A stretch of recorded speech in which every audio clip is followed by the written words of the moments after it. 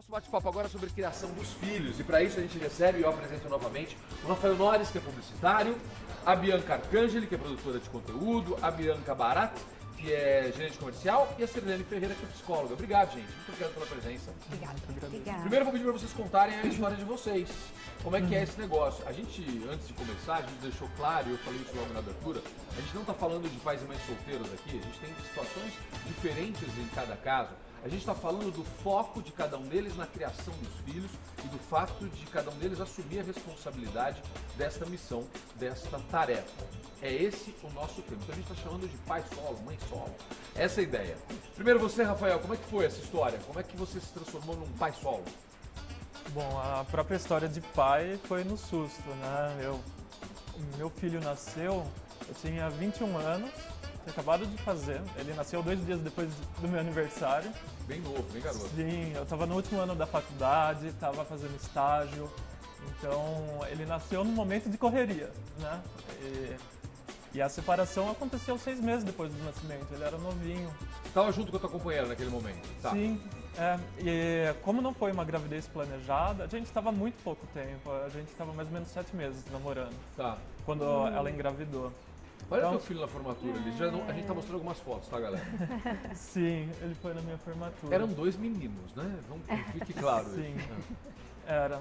E eu era bem moleque. Se for comparar o Rafael antes do filho e o Rafael depois do filho, é totalmente diferente. Transformou você. Né? Sim, transforma. E também o pai do Miguel antes da separação e o pai do Miguel depois da separação também é outra transformação. Por né? quê? Por quê? Porque quando a gente divide a responsabilidade, a gente tem uma forma de agir, né?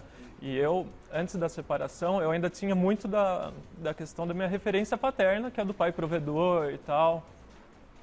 Só que a partir do momento da separação, mudou um pouco, né? Abalou essa coisa, porque aí eu passei a ser o pai cuidador também, né? Que Provedor a gente cuidador. sabe, porque a gente sabe que o papel social acaba sempre caindo mais no da mulher, né? De cuidar da criação dos filhos. Né? Vou chegar E eu nela, fui vou chegar forçado, né, a entrar nela. nesse Por que papel. que você ficou com a guarda? Como é que foi isso?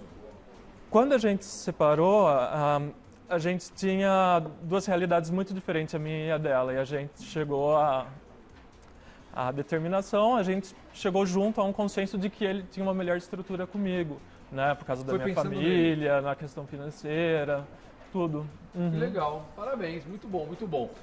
Já vou voltar a falar com você. Bianca Arcangeli, que é produtora de conteúdo, o caso da Bianca é interessante, porque você tem um companheiro. Eu tenho. Hoje eu tenho. Hoje você tem um companheiro, que não é o pai do seu filho. Não. Mas você que fica com essa missão da criação. Sim. Explica pra mim isso. Vamos lá, deixa eu entender. Não é. É que assim, quando eu engravidei, eu não esperava. Eu já tinha terminado meu relacionamento. Ah, tá. Não era um relacionamento que eu queria continuar. Então, o pai até teve interesse em ficar e fazer parte da nossa vida e continuar como um casal, mas isso eu escolhi que não, porque eu não ia ser feliz. E eu tinha certeza que não ia ser bom criar o meu filho em um ambiente infeliz. Perfeito. Então eu falei, quer saber, é melhor eu fazer isso sozinha num ambiente tranquilo e feliz do que eu expor o meu filho a uma briga constante, a um lar de briga, um lar estressante. Porque já estava assim, o clima já não era bom. Não ia ser bom. Perfeito. Já não era bom, não ia ser bom, ia se piorar muito mais. Então eu falei, não, melhor não. E aí eu fiquei bem dedicada a isso. Com 6 meses mais ou menos do Thomas, eu conheci hoje o meu marido. Tá.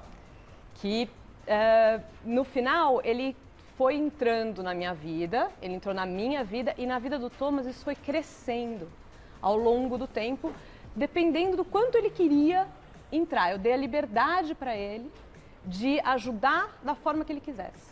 Perfeito. E quando ele quisesse. Então assim, a responsabilidade ainda hoje Tá aí, ó. é minha. Esse aqui o Thomas tinha 1 ano. Perfeito. Mas a responsabilidade é tua e minha. isso é uma opção sua. Você não cobra o teu marido disso, é isso? Então, porque ele não é pai. Ele Legal. tem que fazer o que ele faz de bom grado. E eu tenho que respeitar isso. Então, cada vez mais, ele tem se colocado como pai. Mas é uma escolha dele, é um amor dele que desenvolveu nele ao longo do tempo. Eu não forcei isso. Eu respeitei isso. Então, hoje ele faz escolhas comigo. Vamos colocar na escola? Ele falou, mas você não pergunta pra mim? Eu falo, não sabia? Tinha que perguntar? Porque é uma coisa que eu não estou acostumada, porque eu sempre tomei todas as decisões do Thomas junto. Mas hoje, depois de 5 anos com o Thomas, ele já está puxando isso para ele. Bacana, legal. Então ele foi conquistando este espaço aos poucos. E eu fui respeitando isso. E o Thomas também. Muito bom, que legal. Bianca, teu caso é diferente, você ficou viúva, né? Fiquei viúva Como é que há foi? 2 anos e 4 meses. Eu já tinha a Catarina estava com 7 anos. Você tem 2 meninas? Tenho 2 meninas, a Tá. Catarina e a Maitê. A diferença de idade delas, Olha elas ali. 6 anos entre uma e outra. Tá. Quando o Bruno descobriu, ele teve câncer. Quando ele descobriu que estava doente, a Catarina tinha 4 anos e meio. E eu engravidei da Maitê durante o processo. Na época que a gente teve a notícia que vinha o segundo filho, ele estava limpo, estava em tratamento, mas depois de um tempo a gente soube de uma recidiva e aí a coisa veio mais grave.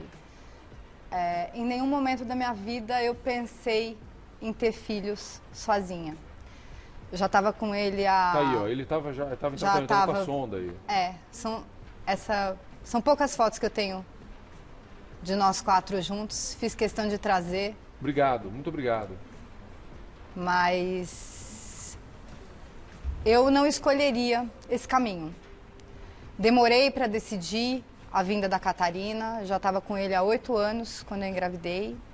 Foi uma coisa pensada, essa primeira gravidez, a gente combinou, os dois estavam afim. E eu brinco, é uma frase de outra pessoa, mas eu acho que filho é uma bênção muito grande para uma pessoa só. Isso no meu caso. Claro. Né? A gente se adapta. Hoje em dia, a minha vida com elas tem um eixo diferente. Eu imaginava que seria muito mais difícil. Quando a gente soube que já não tinha mais jeito, o meu maior desespero era sempre o pensar nelas, né? A vida do adulto, você retoma, as coisas tomam um caminho diferente. Agora, para elas, né?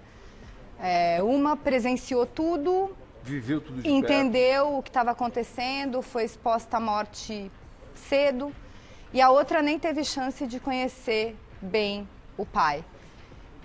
Eu, se tivesse que escolher, né, um cenário, teria ele comigo, criaria as duas com ele até, mas a gente não sabe, né?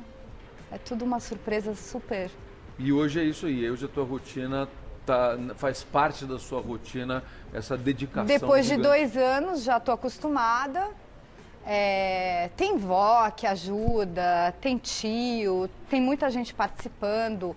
Meus amigos, minhas amigas são super ligados a elas. Mas, no fim, né, sou eu Claro. e elas, né? Muito bom, muito legal. Vamos lá, deixa eu conversar com a Cirilene Ferreira, que é psicóloga. São 3 casos bem diferentes, mas com uma missão muito importante, e acho que essa é o que permite que eles estejam aqui falando da mesma coisa, que é justamente essa missão de assumir a responsabilidade de criação dos filhos. Por desejo, dentro de um relacionamento, fora de um relacionamento, por uma questão financeira, enfim, não importa. Mas a missão é destes 3 que estão aqui, com muitas pessoas que estão nos assistindo. Como é que é isso, na cabeça deles, essa responsabilidade? É comigo. Eles dependem de mim. É uma porrada isso, né? Pois é.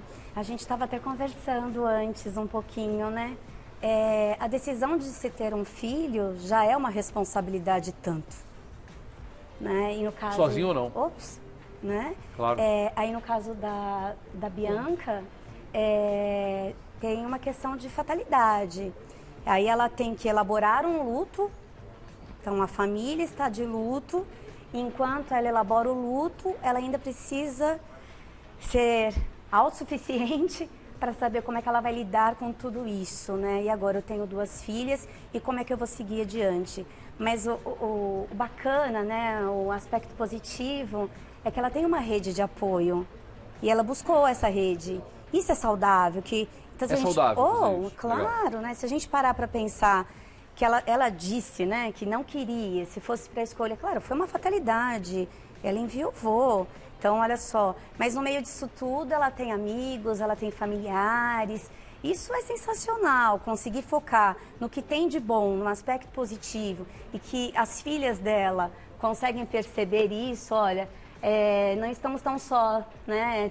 Tem mais gente aqui com a gente, né? Isso é sensacional, né? É claro que seria bom que o pai estivesse. Aí a gente estava falando, inclusive, né, da vida ideal e da vida real. Talvez a gente idealiza muito essa coisa da família. Por mais que a gente diga, não, mas eu já sei que esse modelo, que esse padrão, eu acho que tem uma questão inconsciente aí, que tem um modelo idealizado no fundo, né? E que, de repente, a gente pode fazer o desmonte, não idealizar esse modelo com pares e tudo mais, mas entender que talvez uma família, que na psicanálise a gente chama até de família monoparental, e que eu adorei a ideia do mãe solo, mas de repente, no caso do Rafa, é pai solo, né? E aí então cabe para a família monoparental que sejamos felizes.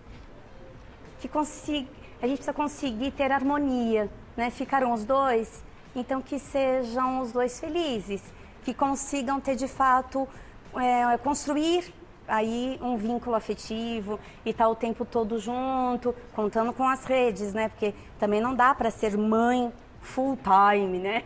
Não dá para ser pai full time, a gente também precisa, né, fazer outras coisas. Tá, e no mundo de hoje, porque em outras épocas a família era ainda mais presente, né? Sim. Hoje as pessoas, as mais velhas, estão com o tempo ocupado também, então às vezes é até mais difícil a gente conseguir este apoio. Então a gente buscar este apoio onde quer que seja é fundamental para que eles possam continuar tocando a vida. Pois é. Porque não dá para parar o resto, especialmente porque eles estão sozinhos nessa missão. Olha, eles estão sozinhos com uma rede de apoio, né? O Rafa falou que tem a família que apoia, a Bianca disse que agora tem um parceiro que me parece que está muito encantado em fazer a função paterna. Deixa, é gostoso, deixa ele experimentar, é bom demais, né? Ele quer um dele também, não? Ele quer, mas você sabe que quando eu comecei meu relacionamento com ele, uma mãe de uma amiga minha me deu uma dica muito boa. Vai. Ela falou, demora, não tem outro filho agora, demora, deixa eles criarem um vínculo. E isso se provou verdade, com o tempo eles criaram um vínculo como se fosse de pai e filho. E aí agora, se for ter outro filho, ele tem certeza que vai tratar os dois da mesma forma. Isso é muito legal, porque talvez se viesse muito próximo, não por maldade, não por nada, mas naturalmente o filho que era dele talvez gerasse, ou até uma culpa que pudesse atrapalhá-lo por não conseguir dar a mesma atenção para os dois, talvez. Hoje ele fala isso, ele fala, na verdade a gente já tem um menino, eu quero namorar com você um pouco, porque eu conheci você, virei pai, então eu queria namorar um pouco. Que legal, que bacana, muito interessante. Você tem contato com a mãe? Tenho, hoje é um pouco mais frequente do que já foi. Tá. Né? No início da separação, a gente se via uma vez por ano, mais ou menos. Né? Tá. Hoje, com a tecnologia, facilita um pouco, né? Mas a responsabilidade ainda é toda minha para decidir as coisas. Eu, às vezes, comento, passo um relatório, alguma coisa assim. Mas ela não né? interfere, ela não questiona? Não. E hoje ela está em outro país, inclusive, né? Antes a gente tinha uma divisão, porque eu sou aqui do interior de São Paulo e ela era lá de Curitiba, no Paraná. Então já tinha uma distância, agora a distância é ainda maior. Mas por conta de tecnologias, hoje em dia está muito mais fácil se comunicar, então acaba tendo alguma maior proximidade ainda assim. Né? Como que é para o teu filho isso? Porque é comum na turma dele, na escola, há outros casos de pai solo, por exemplo, ou essa é a história dele e ele conta com maior orgulho? Eu acho que pai solo é meio que um unicórnio, né? É uma coisa assim que parece até mentira, né? Às vezes, porque infelizmente o papel social de criação é mais da mulher, acaba sendo, né? Então, o pai participativo, hoje as pessoas falam em paternidade ativa, né? Uhum. Porque quando o pai começa a participar, isso já é uma vanguarda quase. É verdade. E do pai participar.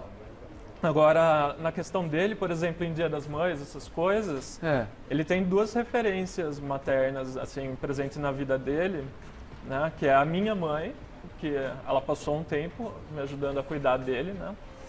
E a minha namorada, eu tenho uma namorada hoje também, eu não moro com ela, mas ela tem uma ligação bem forte com ele, porque a gente já está há 6 anos junto. E quantos anos ele tem? E ele tem 9, ele acabou de fazer 9 Legal. no mês passado. Então eles têm uma relação também já com essa afeição e tal. Eu não divido a responsabilidade com ela, porque a gente não mora junto, a gente tem outras coisas, mas ela me ajuda bastante também nessa questão. E a própria Sirlene comentou da questão de romantização, né, idealização e tal. Eu vejo que isso acontece um pouco com ele também, né? Não é só os adultos que idealizam, né? Sim. Por exemplo, ele tem uma visão de como seria a vida com a mãe, né? Porque quando ele era menor não tinha esse problema, né? Mas agora que ele tem 9 anos, né? Ele já começa... Ele olha as famílias dos amigos na escola. Dos amigos. Ele te cobra isso? Dela. Ele me cobra, a gente tem uma relação bem legal, a gente fala bastante sobre como a gente se sente, sobre o que a gente pensa das coisas. Eu acho que, aliás, é menos uma cobrança, aliás, no sentido da palavra, ele mas ele quer entender. Sim, É o porquê, ele se né? abre, fala sobre como ele se sente, né? Isso é uma coisa que ajudou bastante a gente, né? Porque eu faço terapia, ele faz terapia, né? Então, é uma coisa que a gente vai elaborando enquanto faz. Eu, obviamente, fui pai bem novo, né? E isso acaba sendo um aprendizado muito grande e tem alguns desafios que a gente não consegue dar conta sozinho, né? Você quer Aí ter eu outro busquei filho? terapia, eu quero. Você quer? Mas minha namorada que me segura para não ter, para a gente se estruturar. Graças a Deus tem alguma pessoa racional na família. Mas ou seja, você gostou da experiência da paternidade? Sim, eu queria ser pai. Eu não queria talvez Tão ter sido cedo. não planejado, Mas eu estava adoro. nos seus planos. Que legal, que legal. Bianca, você falou que a tua filha mais velha conviveu com o pai e viveu todo o processo. Viveu o luto junto com você, acompanhou tudo isso. Ela fala sobre o pai para a mais nova? Ela conta para o pai? A mais nova pergunta sobre o pai? Sabe, isso é interessante. Não, a mais nova pergunta, mas a Catarina não fala do pai para a menor. Elas estão em momentos muito diferentes, né? Então, a mais velha está na fase da injustiça. Por que que foi tão cedo? Ele era muito novo. Ela começou a questionar essas coisas, né? A falta dele não foi repentina, claro, mas um dia acorda, o pai não está mais, né? E eu até estava comentando isso, as questões se repetem. A gente vai elaborando respostas diferentes porque a criança está crescendo e está conseguindo entender as coisas de uma maneira diferente. A menor, ela já começou a perceber a estrutura familiar, né? Porque acompanha os amiguinhos na escola. Então, no começo do ano, quando a gente voltou às aulas, né, em janeiro, fevereiro, ela virou para mim e falou assim: por que meu pai não vem na porta me pegar? Uau! Aí eu falei: olha, Menina, que o teu que pai pergunta difícil. não tá mais aqui. Ah, mas onde ele tá? Isso ela tava para fazer 3 anos. Tá. Né?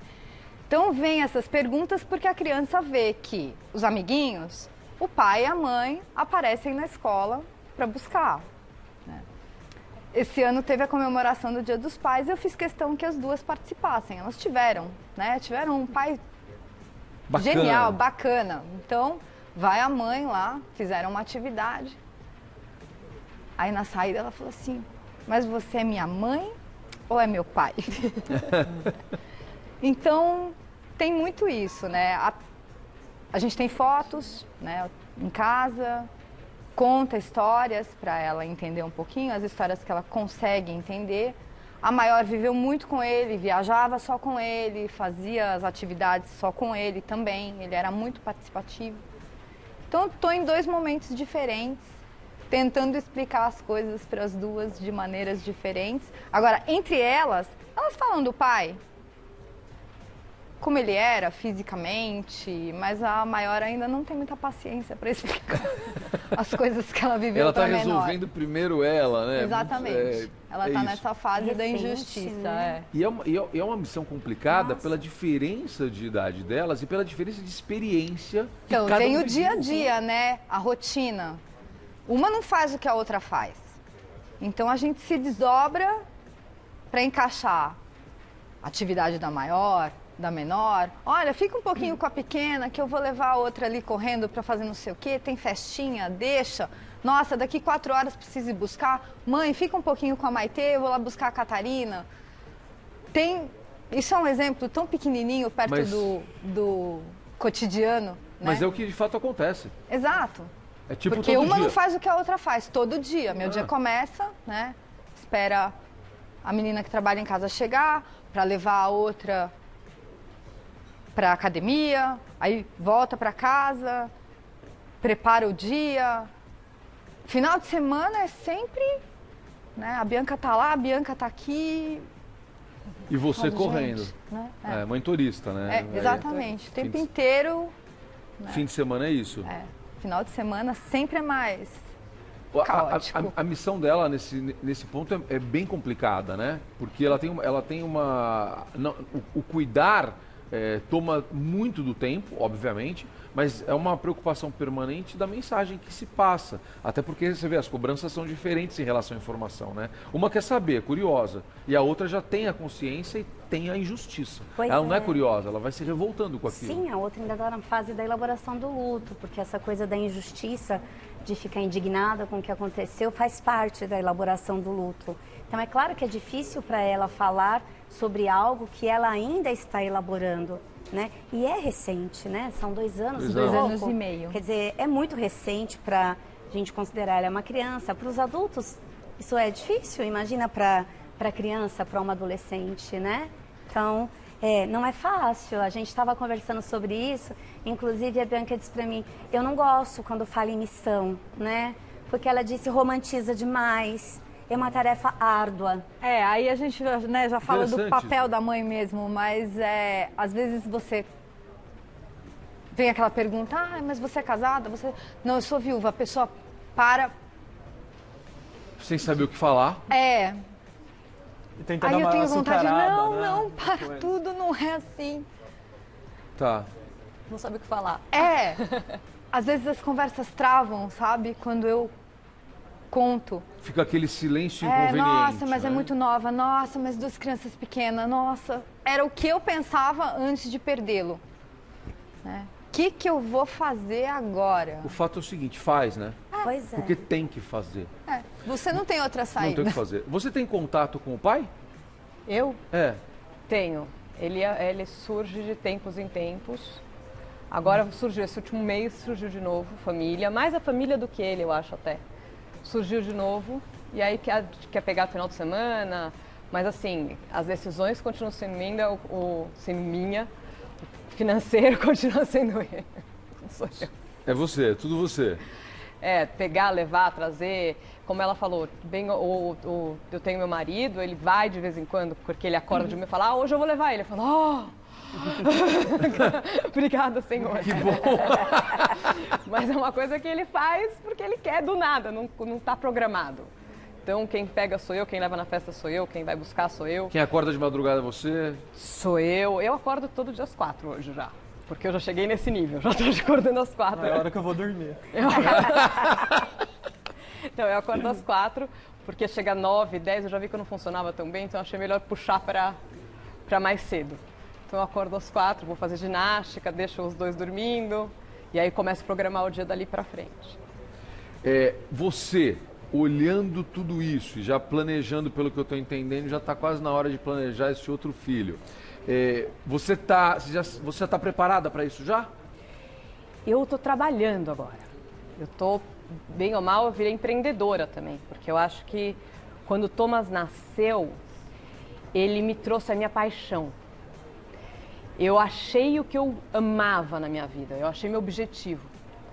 E eu amo criança, eu amo o comportamento das crianças. Então eu gosto de entender como é que ela se comporta. Por que ela não fala com a mãe, por que ela não se comporta, por que não dorme, por que acorda, como é que funciona, qual o potencial dessa criança. Então hoje eu estou estudando bem isso, os hábitos da mente, que Harvard ensinou agora, nessas escolas de elite, o que elas ensinam. Eu, graças a Deus, tenho acesso a aprender isso. E agora eu trabalho com isso. Eu trabalho na Pais e Filhos, eu trabalho na Alfa FM com aluna de criança. Eu tenho um curso online para criança, para atingir o potencial, para ajudar as mães a conseguir desenvolver isso. Então, hoje eu sou empreendedora. Que legal. Hoje eu trabalho para isso. Então, eu tô, como a minha empresa também está nascendo, eu tô esperando um pouco. Não acho que vai ser para agora. Vai dar um tempinho. Você está dando uma enroladinha. E ele? Ele não, é o que ele falou. Ele fala assim, a gente já tem um menino. Eu gostaria muito de uma menina, mas eu quero namorar com você um pouco. Então, ou seja, vocês estão no time certo. Estamos tranquilos, a gente não está muito preocupado com isso, sabe? A gente quer ter mais estabilidade, porque eu também tinha o que ela falou. Pra mim, não foi. Você acha que foi uma escolha que eu quis? Falei, nossa, não vai dar certo esse relacionamento, eu vou ter que enfrentar sozinha. Eu queria ter achado o homem perfeito mais cedo, eu queria ter me casado, ter o casamento dos sonhos, esperado, ter um filho, todo mundo feliz. Quase morri quando eu descobri que eu tava grávida. Propaganda de margarina. Propaganda Doriana. Quase morri quando eu descobri que eu estava grávida. Caiu o meu chão. Eu descobri com 5 meses de gravidez. Caraca. Então, assim, minha mãe descobriu que eu estava grávida. Eu quase morri, tive 3 meses, entrei em pânico, tive ataque de pânico. Foi assim que começou meu site. Por causa de ataque de pânico, eu não sabia nada. No chá de bebê eu coloquei a fralda ao contrário, gente. Assim, não era uma coisa que eu esperava. Eu tinha um sonho. E agora eu tenho a chance de fazer o meu sonho acontecer. Olha, que bate-papo legal. Rafael Norris, publicitário. Bianca Arcangeli, produtora de conteúdo. Bianca Barati, gerente comercial. Sirlene Ferreira, psicóloga. Eu só posso agradecer. Acho que a gente deu alguns exemplos interessantes para ajudar as pessoas. E o principal no fim dá tudo certo. Acho que isso é um recado importante que a gente tem que dar para as pessoas. Com histórias diferentes, a gente está vendo aqui vários casos de sucesso. E eu acho que isso é o mais legal para a gente levar. Obrigado. Obrigado. Muito obrigado. Vamos lá.